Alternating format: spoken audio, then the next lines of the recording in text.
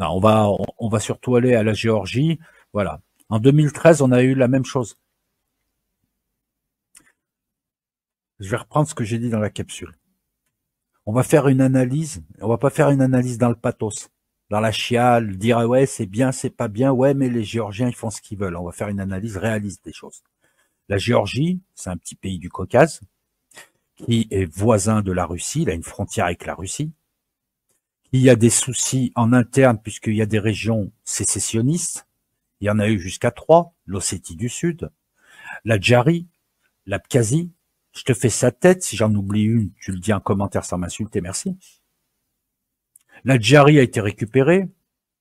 La dernière fois que l'Union européenne est allée chuchoter à l'oreille d'un président, ils ont perdu l'Ossétie, puis il y a eu quand même un net recul pour les Géorgiens. Bah ouais, ils ont demandé à Kaka Willy de bombarder les Ossètes de nuit.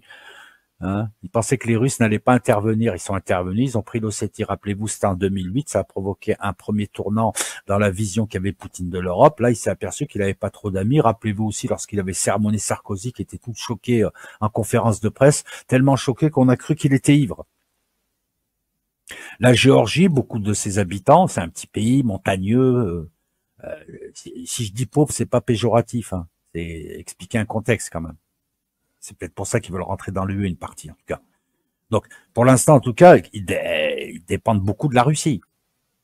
En énergie, je crois, en immigration. Hein. Les mecs, quand ils migrent pour aller travailler, ils vont à Moscou, ils viennent pas à Paris. Maintenant, t'as des Géorgiens aussi ici, t'en trouves dans le rugby, t'en trouves, mais on est d'accord. Donc, ils ont des intérêts communs avec la Russie. La dernière fois que l'Union européenne est venue les chatouiller, hein, sans rien faire après, ils ont laissé tomber Kakaouli après, quand les Russes se sont énervés. Donc la dernière fois, ça a provoqué de la merde. Comme à chaque fois que ces gens viennent quelque part. Là où nous avons, puisqu'ils ne réussissent pas sur le terrain ukrainien, donc nous avons l'OTAN, le nouvel ordre mondial, on va l'appeler comme ça, hein, carrément, qui vient encore une fois essayer de détacher un État satellite qui est dans l'orbite russe, sachant clairement que les Russes ne vont pas laisser faire. On vient encore une fois provoquer une rupture d'équilibre. Ça s'appelle aller casser les couilles aux gens, une rupture d'équilibre dans la vraie vie. Et en général, tu prends une patate. Donc, qu'est-ce qui se passe? Nous avons une vieille peau comme présidente qui doit partir dans 1 mois. Il y a les pouvoirs qu'avait René Coty à 80 balais. C'est-à-dire, j'arrose les fleurs, je fais un discours en début d'année, je fais un discours en fin d'année, basta. De temps en temps, j'accueille un chef d'État. Donc, c'est pas genre président à la Macron. Cette femme, en face d'elle depuis 2012, depuis 12 ans, elle a un parti Rêve géorgien qui est un parti pro-russe. On a une Géorgie avec une population qui, grosso modo, est moitié pro-européenne, moitié pro-russe. Sauf que Rêve géorgien vient encore une fois de gagner l'élection à 54%. Donc il y a quand même, ça s'appelle la démocratie, je crois. Et lui ne veut pas, comme l'Ukraine en 2013, hein, lui ne veut pas de ces accords d'association avec l'Union européenne. Exactement comme le président ukrainien de l'époque a dû partir. Et partant de là, on a vu arriver, regardez les vidéos, est-ce que vous pensez que les manifestants que vous voyez sont des manifestants pacifiques? Les mecs, je te dis, ils sont cagoulés, ils tirent au mortier, pas à la roquette, hein, ils tirent aux fusées et tout. On a vu arriver ce qu'on a toujours vu, les fausses révolutions colorées, des activistes, des black blocs, venir aider les activistes locaux. On retrouve les mêmes schémas mis en place, les mêmes interviews, les mêmes images, les mêmes commentaires de journalistes pour organiser un nouveau Maïdan qui est en cours. Foutre le chaos en Géorgie. Alors que démocratiquement, voilà. Et la présidente qui te dit, je pars pas, je veux défendre la liberté. Elle s'est inventé un rôle. Là, mais on est dans un délire, c'est la cage aux folles, en fait. Les mecs, ils inventent. Quand ça les arrange pas, ils t'inventent un truc. Sauf que t'es plus légitime. Tu pars dans 1 mois, les gars, ils viennent d'être élus. C'est le peuple qui les a élus. 54%. Elle est soutenue par l'Union européenne qui a envoyé des équipes pour organiser de nouvelles élections. Et encore une fois, la question, c'est est-ce que la Géorgie est un protectorat européen? Voilà le mépris. Voilà. Donc là, pour aller casser les couilles aux Russes, ils vont encore essayer de détruire un petit pays. Quand ça va bien chauffer, t'inquiète que quand les Russes vont débarquer, eux, on les verra pas. Hein, c'est comme à chaque fois qu'ils soutiennent quelqu'un, on les voit plus. Après, derrière, j'ai pas d'obus. Je peux pas aller en Arménie. Vous savez, ils organisent des guerres et puis ils laissent faire. Et beaucoup de Géorgiens ont compris le truc. Maintenant, il y a des Géorgiens qui sont pro-européens parce qu'ils se disent l'Europe va nous apporter un peu de thunes, des fonds structurels, des trucs comme ça. Mais se rappeler que les classes politiques de pays qui veulent rentrer dans l'Union européenne, c'est pour récupérer les fonds structurels, des fonds structurels de dizaines de milliards. Eux, ils vont gratter 1 ou 2 millions dessus. Il y a beaucoup de corruption. Donc, il y a ça. Donc, est-ce que ça en vaut la peine? Non. Est-ce que c'est légal? Non. Est-ce que c'est démocratique? Non. Et ceux qui viennent nous parler de démocratie, à savoir l'Union européenne, la Commission européenne, Van der Leyen, des gens qui ne sont pas élus, voilà, ils viennent provoquer des coups d'État. On a affaire à une tentative de Maïden en Géorgie, avec des gens qui se comportent comme autant des colonies. Je vais aller refaire les élections, ils ont mal voté. On connaît ça, nous. Ils nous l'ont déjà fait. Hein, rappelez-vous. Pour arriver au traité de Lisbonne à la fin, référendum 2005, ah, vous avez mal voté, attendez, on va refaire la procédure différemment, le congrès, machin, on s'arrange entre nous, on bouffe à la lanterne, et hop, on te fait passer ça, mais de l'huile, pour que ça glisse mieux. Donc voilà ce qui se passe en Géorgie, c'est un nouveau Maïdan. On poursuit ou vous voulez qu'on reste un peu sur ça? Mais c'est un schéma qu'on retrouve, c'est une signature qu'on retrouve. C'est plus la signature américaine, allemande, George Soros, tu sais, les fondations Mes couilles, tout ça. Hein, on connaît hein, le mécanisme. Voilà. Ils vont apporter la liberté. Les gars, ils vont se battre, il va y avoir des morts des deux côtés. Je suis certain que dans 2 jours, il y a des gens qui vont tirer sur la police et la police va tirer sur la foule. Vous allez voir, à la Maïdan. Et l'autre, la vieille folle, elle est là, je veux défendre la liberté. Mais arrête de raconter n'importe quoi, la vieille, on va te mettre dans un asile. Tu sors, t'as perdu l'élection, et qu'est-ce que tu me racontes, là? Je veux, Salomé, casse-toi, elle va tirer les cartes. Si, elle a un nom à tirer les cartes, hein, dans une roulotte. Salomé Zoubachvili. Sérieusement. Non, mais tu vas avec Sofia Chikirou, vous tirez les cartes, vous faites rigoler tout le monde sur Télétoon, et voilà. Vous en pensez quoi, vous? Est-ce que c'est un nouveau Maiden ou pas? Je vous pose la question. Vous n'êtes pas obligé de me répondre. Hein. Je vous donne un peu de temps aussi. Hein. Pareil que c'est mieux. Je sais qu'il y a un décalage entre vous et moi. La Pologne s'est très bien développée. Non, non, mais la question, Coccinelle Bleu, c'est pas est-ce qu'ils vont se développer ou pas avec l'Union européenne. C'est que 54% des Géorgiens ont voté pour un parti, préfèrent rester à côté russe parce qu'ils ont du gaz pas cher, parce qu'ils ont aussi des avantages. Et c'est ce qu'ont décidé les Géorgiens lors de l'élection. Et là, d'un coup, on voit des manifestations violentes et une présidente qui refuse de quitter son mandat. C'est de ça dont on parle. C'est pas est-ce que l'Union européenne va apporter des bénéfices. Quant aux bénéfices qu'elle apportera aux Géorgiens de base, je pense qu'il va devoir attendre des années avant de... Parce qu'il y a tout à refaire là-bas et l'Union européenne, elle va aussi imposer qu'on arrête les aides sociales, qu'on privatise les entreprises et il va y avoir à un moment donné 3, 4, 5, peut-être 10 ans même, où les gens vont vraiment mal vivre. Hein, parce que la transition est compliquée. Mais là, les Géorgiens, ils ont voté pour un parti pro-russe. Comme en Ukraine, il y avait un président pro-russe. Et il y avait une alternance. C'est tout. C'est même pas une adhésion à l'Union européenne. Ça fait depuis 2005 qu'ils la demandent, la Géorgie. C'est juste du foutage de gueule pour aller emmerder la Russie, en réalité. Ça fait depuis, ça fait 19 ans. Et là, d'un coup, ils reviennent proposer des accords d'association qui ne profiteront pas tant que ça. La Pologne, oui, elle s'est bien refaite et elle a su, et puis tant mieux pour elle. Mais il a fallu combien d'années? Et puis c'est pas la même situation. Là, la Russie, elle laissera pas faire, comme pour l'Ukraine, parce que attends, je vais te mettre une carte sur un plan géopolitique, elle peut pas se permettre. Vaut mieux pour elle il vaut mieux pour elle perdre la Syrie que perdre le Caucase. Non, c'est super. Jack l'Arménie ne veut plus tourner avec la Russie pour différentes raisons. Là encore une fois, systématiquement, on retrouve toujours le même truc. Une population pro ceci et une population pro cela. Comment gérer? Il y a des pays qui le gèrent par l'alternance. Alors attends, je vais te mettre une carte parce que là, ça commence à me saouler. Ah, alors une carte qui permet de... Ah bah tiens, celle-là, par exemple. Voilà, la Géorgie. C'est vrai qu'avec une carte, c'est beaucoup mieux. Je vais vous le mettre, le truc, hein, je vous demande un instant. Voilà, là, normalement, vous devriez pouvoir voir, effectivement, c'est le Caucase, c'est le tampon entre l'Empire turc et la Russie. Ça s'est battu pendant des siècles, là. Hein, tu vois le contexte un petit peu, hein, tu vois. Azerbaïdjan, Arménie, Turquie, Géorgie. C'est le Caucase, c'est compliqué. Les Russes ne laisseront pas, c'est les marches j'allais dire de l'Empire russe, ils ne laisseront jamais. Non, ils viennent allécher, ils viennent chauffer les gens, mais excuse-moi, l'Ukraine, je prends l'exemple de l'Ukraine, par exemple,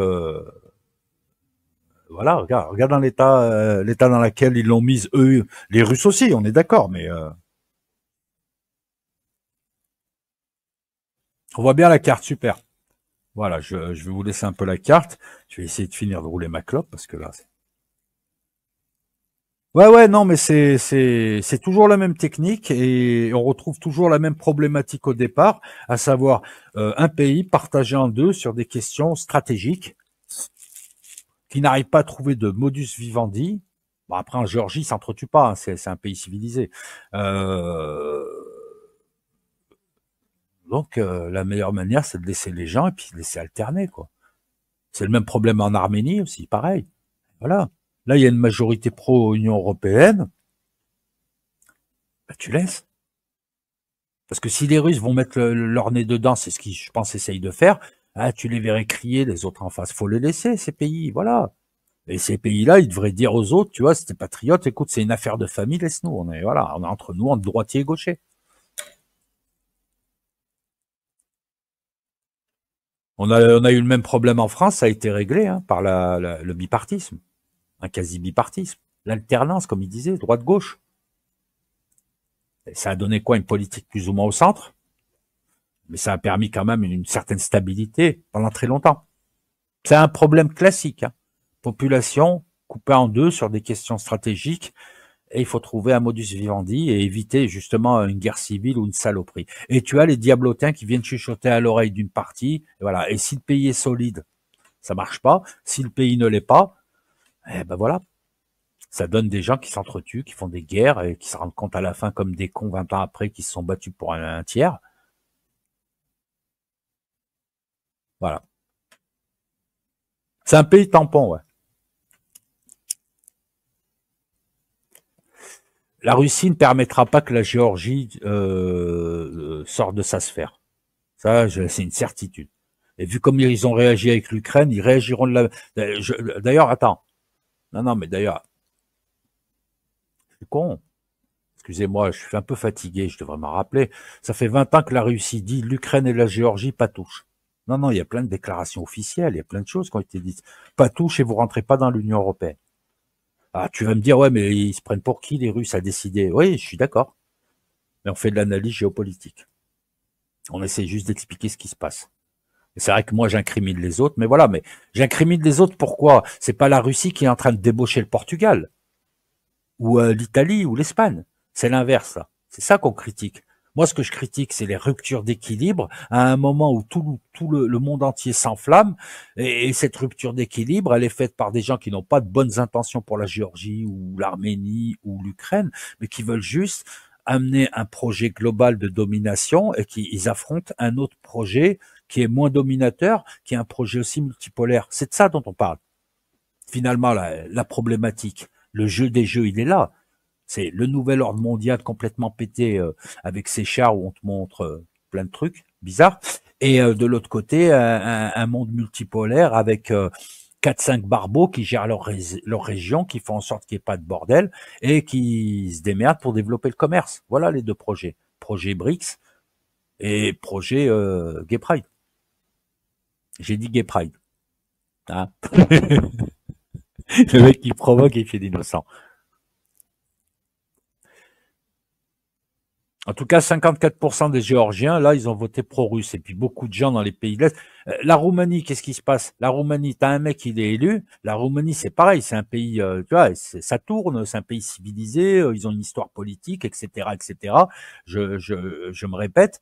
Donc on peut pas dire ils font n'importe quoi. Ben, la Roumanie, le type il est élu. Moi, je vois quoi? Un torche-cul qui me dit qu'il est d'extrême droite, alors que j'en ai rien à foutre. Dis-moi, donne-moi des vraies infos. Arrête de me baratiner. Alors je suis en train de chercher la Roumanie. Et, et les mecs, ils attaquent, ils mettent en doute la légitimité de l'élection, ils racontent de la merde, des fake news, ils font les complotistes et tout. Finalement, la Cour constitutionnelle roumaine valide l'élection. Ils continuent à dire, ouais, mais non, mais elle est truquée. Quand c'est Trump, c'est pas bien, c'est un complotiste, mais quand c'est vous qui jetez l'opprobre sur les élections, alors que vous avez rien à dire et vous faites ça parce que c'est politique juste pour casser les couilles, voilà, qui amène le chaos, qui amène le bordel, qui vient faire chier les autres? C'est toujours les mêmes. C'est un fait. Alors, je sais qu'il y en a qui refusent de le voir, qui vont nous parler de domination, de système, de machin, c'est les gauchistes. Des fois, tu vois des vidéos de gauchistes, le mec, il fait semblant de pas comprendre. Et, le Mercosur, on se fait doubler, je vous l'ai dit. Et puis voilà, et puis voilà. Alors attends, on y arrive, la guerre en Ukraine. Mais bon, la guerre en Ukraine. Ah, les craintes d'une troisième guerre mondiale explosent. Ah ouais, mais bon. Non mais attends, sérieusement. Hein. J'aime bien les mecs qui te disent ça, c'est eux qui t'ont amené à ça. Tu t'en rendais pas compte. Un Roloto comme moi, il avait compris, mais toi, tu t'en rendais pas compte. Ah, s'il te plaît. Là, encore une fois, c'est du foutage de gueule. Maintenant, ils font style, ouais, on a peur, la guerre, c'est vrai, on est allé trop loin. Vous vous rendiez pas compte de ce que vous faisiez. Vous l'avez fait assez haïtien, et maintenant que c'est engagé et que c'est trop tard, vous essayez de sauver votre cul. Ça me fait rigoler, les politicards qui se rendent compte aujourd'hui qu'ils sont en train de nucléariser un conflit, alors qu'ils n'avaient aucun intérêt à aller sur ce chemin. Ils avaient plutôt intérêt, hein, quand t'es européen, à aller vers le chemin d'une paix négociée, solide. Et puis, je rappelle que ce conflit, il est né de quoi? De gens qui sont venus outre-Atlantique provoquer un coup d'État en Ukraine, alors qu'il y avait un équilibre. Je te dis pas c'est bien, c'est pas bien. Je te dis pas les Ukrainiens, ils ont pas le droit à ceci, cela. Je suis pas ukrainien. Je te parle d'équilibre. Voilà. Les gars, ils font ce qu'ils veulent, ben, ils font ce qu'ils veulent. Il y a une guerre chez eux, ils ont perdu 20% de leur territoire et leur pays, il est complètement fracasse.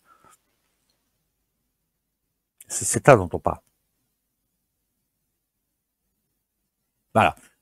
Mercosur, on en a parlé. L'accord, on en a parlé. La motion de censure, on en a parlé. La Géorgie, on en a parlé. Question, vous voulez un petit coup de carte en Ukraine ou pas? Voilà, parce que y a pas non plus des masses de trucs à dire. Ou alors, je fais monter deux, trois chroniqueurs s'ils ont envie de monter, puis on peut échanger sur cette actualité qui est très chargée. C'est une actualité qui me fait dire que là, il y a tout un tas de petits feux qui sont en train de s'allumer. Est-ce que ces petits feux vont faire le lien entre les trois grandes aires géopolitiques très très chaudes qui vont péter ou qui pètent déjà, comme le Moyen-Orient, Proche-Orient d'un côté, l'Ukraine, Ukraine-Russie de l'autre côté, on va dire pays de l'Est aussi, hein, la zone Europe de l'Est, et l'Asie du Sud-Est, et notamment Chine, Taïwan, les Corées, le Japon.